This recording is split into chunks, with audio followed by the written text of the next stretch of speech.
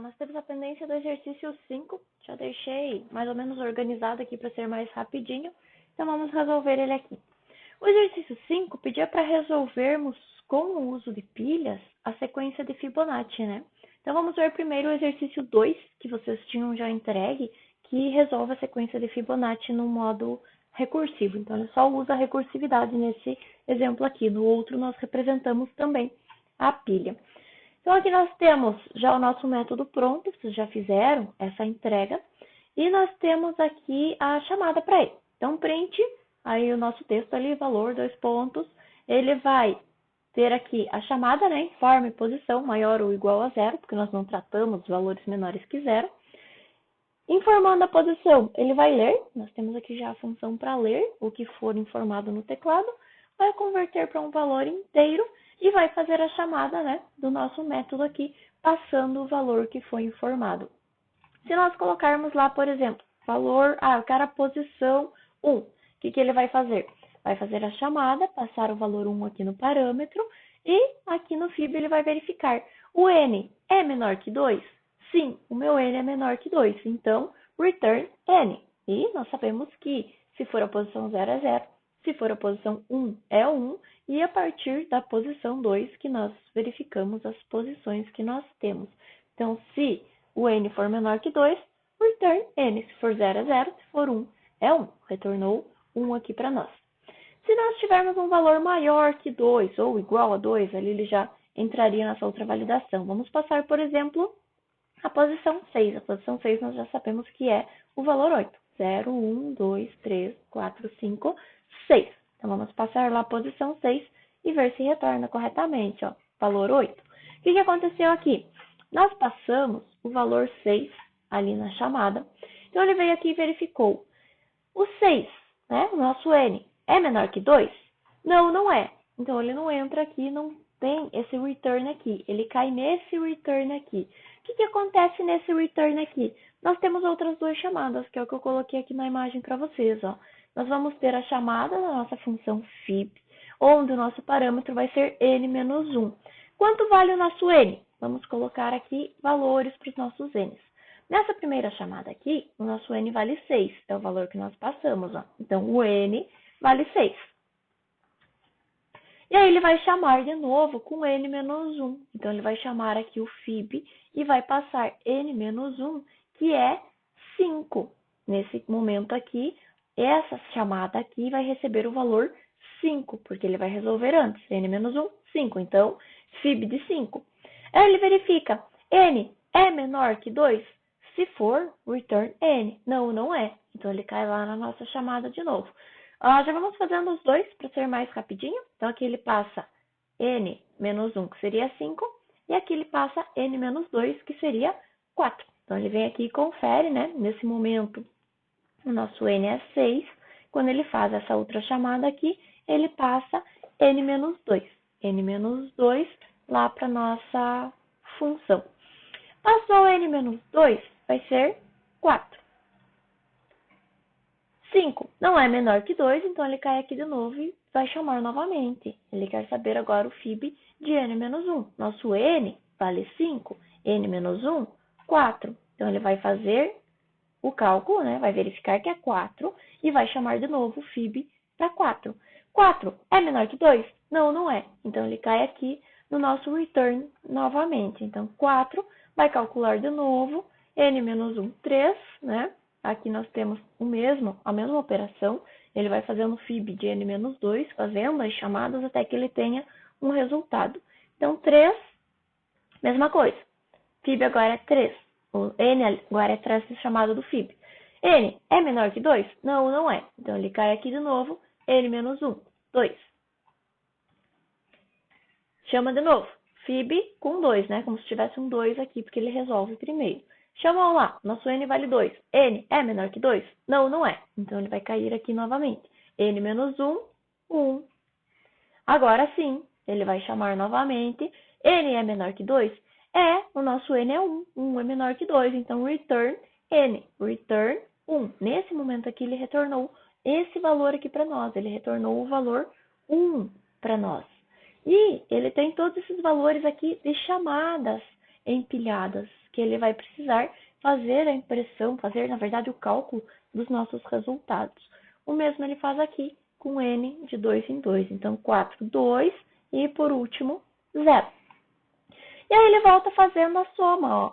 Depois que nós executamos o fib de n-1 até cairmos no return sem chamada, nota que aqui ele parou de chamar. Ele retornou 1 e parou de chamar. A mesma coisa aconteceu nesse outro lado. Ele retornou 0, né? 2 ainda era menor, então ele cai aqui e faz a chamada, mas em algum momento ele vai retornar 0. E aí, nesse momento, ele para de chamar, porque o nosso n2 menos 2, que é o que nós temos aqui, é 0, vai chamar o nosso fib para 0, né? Calculou, chamou o fib para 0. 0 é menor que 2? É. Então, return n. Nota que ele não caiu nesse return aqui que faz a chamada novamente. Por isso, nesse momento, ele para de chamar. Mas essas chamadas aqui que ele fez antes não retornaram o valor para nós ainda. Quando ele caiu nesse return aqui, o que ele fez foi outra chamada, outra chamada, outra chamada. Até que aqui ele tem um valor. Agora ele consegue retornar e resolver para nós. Então ele vai ver os nossos resultados e vai somar lá para nós. Fib de n-1, que é 1, mais fib de n-2, que é 0. Então, nesse momento aqui, nós vamos ter o valor 1. Na sequência, ele vai fazendo essa soma para nós, desempilhando os nossos valores aqui e vai retornar para nós. Se nós fizermos uma impressão aqui, fica um pouco confuso, mas talvez ajude na compreensão. Ó. Print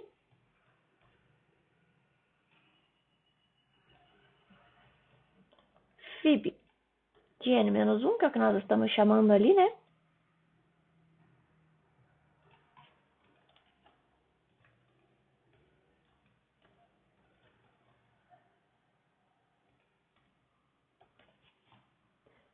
Para alguns vai ficar mais confuso, para alguns vai ajudar na compreensão. E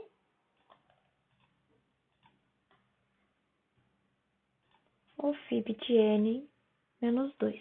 Testem aí, que vocês verem executando, facilita também. Informa a posição 6. E aqui ele vai imprimindo para nós todos os retornos que ele teve, né? Lá na nossa tabela nós agilizamos o processo. E aqui no final ele vai ter o resultado. Façam a impressão lá, que fica mais claro, porque vocês conseguem olhar cada um dos valores, conforme ele foi empilhando, conforme ele foi retornando para nós, ou seja, a quantidade de chamadas que ele fez para fib de n-1 e fib de n mais 2, para ele chegar no resultado de fib de n-1 mais fib de n menos 2. Aqui nós vamos ter uma variação dos resultados também.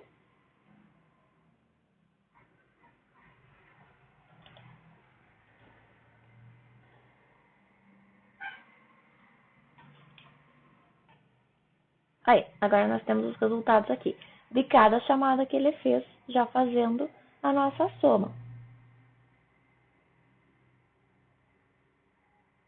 Notem que ele tem variação de valores, porque cada vez que ele chamou, ele alterou o nosso valor aqui do n. Na verdade, aqui ele chama e aqui ele chama de novo, então fica um pouco confuso para vocês. Mas se vocês olharem com o tempo, vai ajudar vocês a entenderem o funcionamento aí. Vou agilizar, senão o vídeo fica muito longo de novo, né? Façam uns testes aí, comparem, vejam o que ele está retornando para vocês. Imprimam também o valor de n ali para vocês verem que ele vai diminuindo conforme vocês vão chamando. Deixa eu limpar aqui, para vermos ele limpinho. Então, a recursão é só isso que ele faz. Ele faz várias chamadas recursivas, ou seja, ele chama ele mesmo, ele vai empilhando o resultado até que ele tenha um valor que ele possa voltar desempilhando e somando. É isso que ele faz aqui nas nossas recursões. Então, ele faz essa chamada aqui novamente, depois ele vai trabalhando com os nossos resultados. Façam várias impressões aí, fica mais tranquilo para vocês entenderem. E agora vamos para o exercício que nos interessa, que esse era o exercício 2, né? Só para vocês entenderem melhor o processo da recursão, que vocês também já viram em sala. Só lembrando, na verdade, não é nem para entender melhor, porque eu falei rapidamente. Aqui no nosso para trabalharmos com a nossa pilha, seguindo o exemplo que vocês já têm do exercício anterior, né, do exercício 4, então vocês empilham lá o valor do N, o valor do X, o valor do Y e a referência para o próximo. Nós criamos uma estrutura aqui de nó para a nossa pilha, conforme vocês já trabalhavam com a pilha. Então, nós temos a referência aqui do nosso próximo topo da pilha, né? Para podermos depois desempilhar e utilizarmos esses resultados. E aí, os nossos valores, X e Y, para usarmos, e o nosso N, que é o valor que nós estamos, a posição, né? Que nós estamos buscando. Temos aqui a inicialização, né? O nosso construtor. De novo, continuamos inicializando com nada, né? Então, na verdade, não é bem uma inicialização, só seguindo o padrão. Os nossos set para alterarmos os nossos valores e o get para retornarmos os nossos valores. Então, lembrem que, normalmente, nos nossos exercícios que são mais simples, o nosso get não precisa de parâmetro, ele precisa apenas retornar o valor para nós. E o nosso set, ele precisa receber o parâmetro, porque o que ele faz é receber esse valor e fazer a alteração lá do nosso atributo, lá do nosso objeto. Aqui nós temos a classe minha pilha, né? Para vocês não confundirem com qualquer pilha, nós temos a classe minha pilha, ou seja, a nossa própria classe, e vamos ver lá na nossa chamada, no nosso menu, como que fica. Aqui no nosso main, então nós criamos um objeto, a pilha, do tipo minha pilha, ou do nome que vocês chamarem a classe lá de vocês, e aí ele vai ter ali um menu diferente um pouquinho do anterior, que perguntava uma vez só. Aqui nós colocamos dentro de um laço, então ele vai ficar repetindo até que seja informado um valor menor que 0 para encerrar o programa. Então ele vai perguntar que posição deseja verificar e menor que 0 encerra o programa. Vamos copiar a mesma mensagem lá do anterior.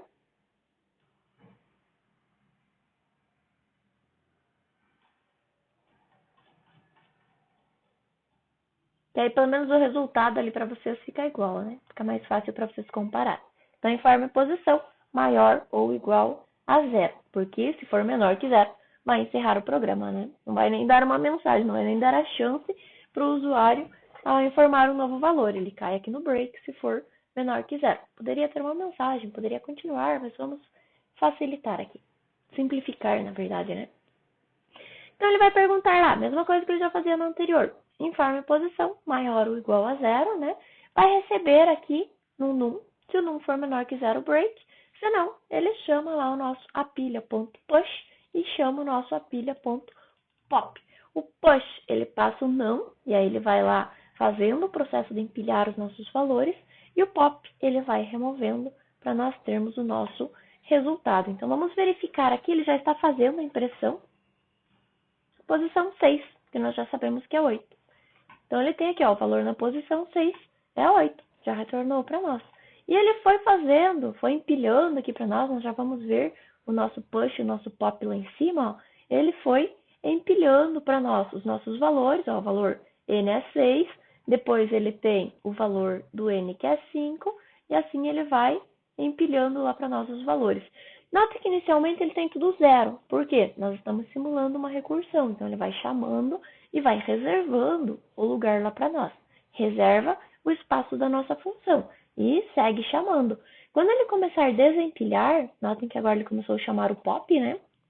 Nós temos um parâmetro lá só para imprimir se ele é push ou se ele é pop, então aqui ele ainda está empilhando, né?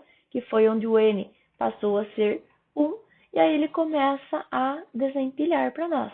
Quando ele começa a desempilhar, que ele começa as operações, começa a somar os valores que nós precisamos.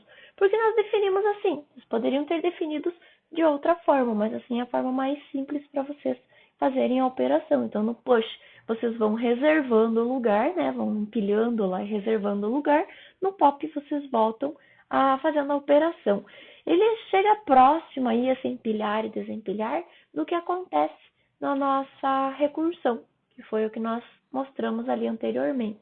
Então, informe, voltou aqui para o menu, porque ele está dentro de um laço, né? Se não tivesse o laço, ele encerraria aqui como o anterior estava encerrando. O valor na posição 6 é 8. Se eu informar 1, valor na posição 1 é 1. Se eu informar 0, valor na posição 0 Ah, ele não executou o 0 aqui. Ele poderia ter retornado. O valor na posição 0 é 1. Mas lá no nosso código ele não está tratando isso. Vamos dar uma olhadinha lá no código. Quando eu informo valores menores que 0, ele cai aqui no break. Se não, ele faz a pilha.push, nossa pilha.push, e passa o não. Informamos lá o valor 6. Passou o não aqui. Então, vamos ver lá no push o que ele faz. O push vai receber o meu 6. Ele vai instanciar um nó do tipo nó pilha, né? Lembrem daqueles desenhos que nós fizemos quando nós estávamos vendo pilha. Então, ele instancia um objeto aqui do tipo nó pilha, que contém esses atributos aqui, e na sequência ele consegue trabalhar com o objeto. Então, se ele conseguiu instanciar o nosso nó lá corretamente, ele vai seguir aqui na verificação. Se o nosso não for maior que 1, anote que o nosso não maior que 1, aqui ele faz a verificação. Lá no anterior nós tínhamos 2. Menor que 2 nós tínhamos lá no anterior. Aqui ele está fazendo a verificação ao contrário, é isso aqui mesmo, então. Se o nosso número for maior que 1, então ele vai fazer o quê? Vai setar o n como não, né? O valor que nós temos já no n, ele passa, o valor que nós recebemos aqui no parâmetro. O x ele coloca 0.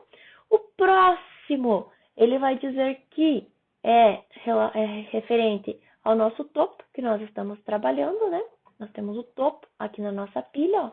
Então, o nosso próximo vai ser o valor que nós estamos trabalhando, o nosso topo, e o nosso topo vai ser igual ao nosso temp nó, nosso temp que nós temos agora. O nosso temp nó aponta para o topo que nós tínhamos antes, e o topo agora é o nosso temp nó. Isso nós já vimos quando nós fizemos os exercícios de pilha. Na sequência, ele imprime, e ele está passando esse parâmetro aqui, só para ele saber lá no nosso print. Vamos ver o nosso print lá. Para ele saber, aqui no nosso print, se é um push ou se é um pop. Então, ó, se nós recebermos aqui no chamador o valor 1, ele sabe que é push, se não, é pop. E aí ele faz a impressão da mesma forma que nós já estávamos fazendo anteriormente. Ele concatena em uma variável os valores, passa para o próximo e vai buscar dentro aqui do while, enquanto tiver um próximo e vai fazer a impressão lá para nós. Se for push, coloca push. Se for pop, coloca pop. E a impressão aqui ele ocorre da mesma forma. Aqui ele vai imprimir diferente. Aqui ele vai imprimir diferente porque ele está imprimindo, ó, o push, quando ele recebe 1 no chamador, e o pop, se não for 1. Os valores aqui ficam diferentes porque nesse momento ele tem diferentes valores. Aqui no pop ele está fazendo uma operação que atribui diferentes valores para o x e para o y. No push não, por isso que ele muda os valores. Mas, ao passar ali o parâmetro no print, ele só muda a palavra, push ou pop. Essa impressão aqui é a mesma coisa. Ele vai lá na posição do n e busca para nós, ó. Então aqui no pop ele começa a desempilhar, né? Tirou 1, desempilhou 1. Na sequência ele desempilha o 2. Ele vai desempilhando e vai buscando, vai no pop atribuindo valores diferentes e no print apenas buscando o valor que está na posição do x, o valor que está na posição do y, o valor que está na posição do n. O que muda os valores aqui é o que nós fazemos lá no pop ou lá no push. O push nós já vimos que ele vai empilhando 0. Então, o nosso push empilha 0 e chama o nosso print lá. E aí ele chama novamente, ó, o push para não menos 1. Então, aqui ele vai chamar recursivamente o nosso push para não menos 1 e vai empilhar para nós os valores.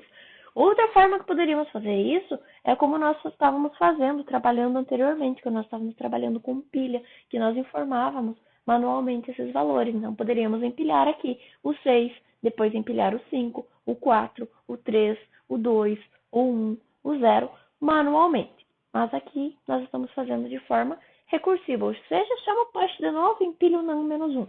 Chama o push de novo e empilha o não menos 1, enquanto o nosso não for maior que 1. Quando o nosso não deixar de ser maior que 1, ele para de empilhar. Se o nosso não é maior que 1, ele vai cair no else. O else vai fazer o quê? Set não, vai colocar o nosso não lá e vai verificar se o não é igual a 1. Se o não for igual a 1, ele diz que o x é 1, o y é 0 O nosso nó vai receber o próximo lá, né? Indicação do nosso topo, dizendo que agora o topo anterior, né? Seria o próximo topo aqui do nosso tempo nó. E o nosso tempo nó passa a ser o nosso topo. Então, nesse momento, o nosso NaN 1 passou a ser o nosso topo. E chama a nossa impressão lá também, senão ele ficaria sem impressão no nosso último passo. Então, ele empilhou do NaN, que era 6, ou qualquer valor que passarmos, até 1. Quando ele chegou em 1, ele caiu aqui no else e empilhou o nosso 1 também. E fez um print lá para nós, com 1 também. Já vimos lá o que acontece no print, já vimos o que acontece no push. Sugiro que vocês vão parando o vídeo aí e vão criando esse exemplo para vocês, porque como eu falei na aula anterior, eu não vou disponibilizar o código de vocês, porque eu percebi que lá na prova vocês colaram muito desses códigos que eu disponibilizei para vocês, sem saber direito o que estava acontecendo. Então aqui vocês vão ter que olhar as linhas e pelo menos digitar, executem aí, entendam o que está acontecendo. Eu expliquei rapidamente, mas se vocês não entenderam, executem aí, coloquem prints, vão colocando print aqui no meio. Imprima o X, imprima o Y, imprima o topo.getX, o topo.getY, o tempinó.getX, o tempinó.getY, né? Vão fazendo impressões aí que fica mais fácil para vocês entenderem o que está acontecendo. No nosso pop, na verdade ele retornou agora, né? Ele terminou o push e ele retornou a nossa chamada. E aí na sequência ele chama o pop. Então nesse momento aqui ele retornou todos os nossos push, chegou nesse ponto aqui e aí ele chama lá para o nosso apilha o pop. Notem que é o mesmo objeto. Nós instanciamos o objeto, atribuímos valores no push e agora nós vamos atribuir valores aqui no pop. Atribuímos valores e imprimimos, né? Agora chamamos o pop. O que acontece lá no nosso pop? Ele cria aqui um objeto de novo, do tipo nó pilha, né? Nossa estrutura lá em cima, para o nosso temp nó. Aqui chamamos de temp nó, ali também. Se nós tivermos um topo, ou seja, já tem alguém lá, então o temp nó, se não tem um topo, na verdade não tem ninguém, então eu não executo o pop, né? Então o nosso temp nó vai receber o que nós temos no topo. O nosso topo vai receber o próximo, nós estamos desempilhando, né? Então ele vai receber o próximo, que é o nosso topo anterior, vai receber o nosso topo anterior. Não estou desenhando aqui para vocês porque nós já vimos isso em pilha, pessoal. Se vocês têm dúvida, procurem os exercícios de pilha, que lá eu faço a representação desse nosso topo, como que ele se comporta. Então, se nós temos um topo ainda, notem que aqui ele trocou o topo, né? Não é o mesmo topo aqui de cima. Aqui é o topo inicial da nossa pilha, mas pode ser que tenha só um elemento. Pode ser que tenha 30 elementos. Se só tinha um elemento, né? Ele verifica agora se nós temos um topo. Se nós temos um topo, notem que nós não temos isso aqui dentro de um laço, porque nós temos uma recursão. Aqui, notem que ele chama o pop novamente. Poderia colocar dentro do while. Enquanto houver um topo, execute. E aí ele ficaria executando aqui para nós. Agora ele diz que se tem um topo, ele vai remover, né? E no momento em que ele não tiver mais topo, ele não vai entrar nesse if aqui. Se ele não entrar nesse if aqui porque ele não tem mais topo, então ele não vai chamar o pop novamente. Se ele não chama novamente, ele vai encerrar. Em algum momento ele precisa encerrar. Mesma coisa do while, em algum momento ele precisa sair do laço. Quando nós trabalhamos com recursão, em algum momento ele precisa parar de chamar, porque senão ele vai ficar chamando, empilhando até estourar a nossa memória lá. Se nós temos um topo, é porque tem alguém lá ainda. Então, já no nosso próximo. Então, ele vai fazer um setX, que vai ser o valor que ele busca lá do y, e ele vai fazer um setY, que é o valor que ele tem em x, mais o valor que ele tem em y, que é o resultado que nós buscamos, né? O valor que nós queremos. E aí ele chama o print all e passa 2, para ele não cair lá e imprimir push, né? Então, nesse momento, ele imprime pop e imprime o mesmo x, o mesmo y, só que aqui nós colocamos outros valores, outros valores no x, outro valor no y. Então, por isso que ele imprime valores diferentes lá para nós. E chama o pop novamente. Então, ele vai ficar chamando o pop aqui enquanto ele tiver topo. Se ele chamou, tem topo, mas é o nosso último elemento, aqui ele vai dizer que o topo é igual o topo.getPróximo, ou seja, o nosso topo anterior, né, vai chamar o próximo topo ali, mas se é o nosso último elemento, não tem próximo topo, então ele não entra nesse if aqui, porque não tem mais elementos, nós não temos mais topo, acabou, era o último elemento, desempilhamos o último elemento, acabou. Então ele cai aqui no else.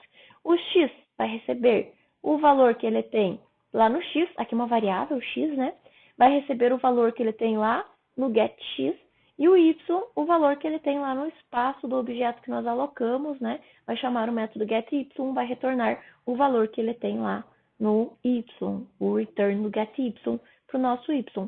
Poderíamos fazer a chamada direta aqui dentro também. Print o valor na posição, e aí ele busca para nós o n, né? A nossa posição lá que é o que ele imprimiu lá para nós, x mais y. Poderíamos chamar aqui dentro o x, o getX, né? Aqui dentro o getY e fazer a operação. Mas chamamos antes, atribuímos no x e agora retornamos x mais y, que são as nossas duas últimas posições depois que nós fizemos todas as nossas chamadas do pop. Fez o x mais y, ele chama novamente o print all. Poderia fazer a impressão depois? Se chamarmos e não tiver ninguém, ele imprime vazia. Aqui também não precisaria. E aí ele retorna aqui, então, a nossa chamada e fica aqui no while solicitando um novo valor, que foi o que aconteceu aqui, ó. Chamou todos os push, né? Depois ele voltou lá para a chamada, chamou todos os nossos pop, desempilhou todo mundo. O valor na posição 6 é 8. Aí ele seguiu lá, né? Caiu no else, disse pilha vazia e retornou para nós. Por isso que eu falei que o pilha vazia era desnecessário, poderíamos ter tirado nessa situação. Então, o valor na posição 6 é 8, que é o que nós estávamos buscando. Pessoal, coloquem prints no meio desse código, recriem esse código, vão dando stop aí no vídeo, ó, vou passando aqui mais vagarosamente para dar tempo de vocês darem stop aí no vídeo e copiarem, porque eu não vou disponibilizar o link para vocês, para evitar que vocês colhem os códigos de vocês lá de qualquer jeito na prova e depois não consigam executar. Assim, vocês terão que entender. Normalmente eu deixo menos espaço aqui para ficar mais fácil de projetar na tela, mas vocês podem deixar espaços, deixar organizado, né, o código de vocês aí.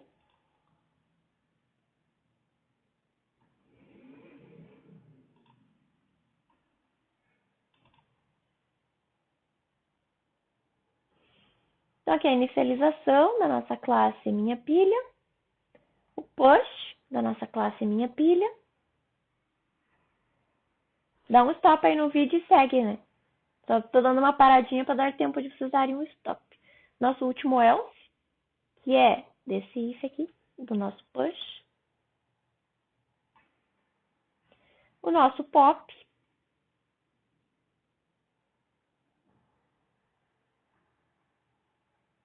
O else do nosso if. Essa parte que vocês não precisam, na verdade.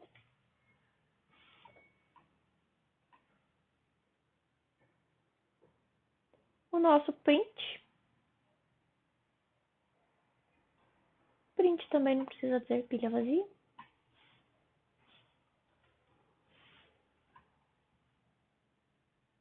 Aqui ele cortou um pedaço, né?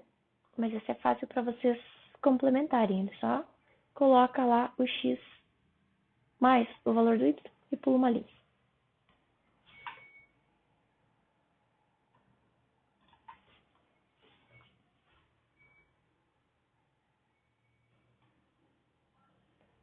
E o nosso main. Se vocês fizerem sem o def, vocês normalmente costumam fazer, aí precisa só, vocês não definirem o main, né? Aí a linha aqui. Eu prefiro definição, já que nós estamos trabalhando com orientação a objetos e o nosso main também é um método. Beleza, pessoal? Qualquer dúvida, entre em contato, mas eu acredito que fazendo impressões no meio do código, aí vocês vão conseguir entender bem como que funciona.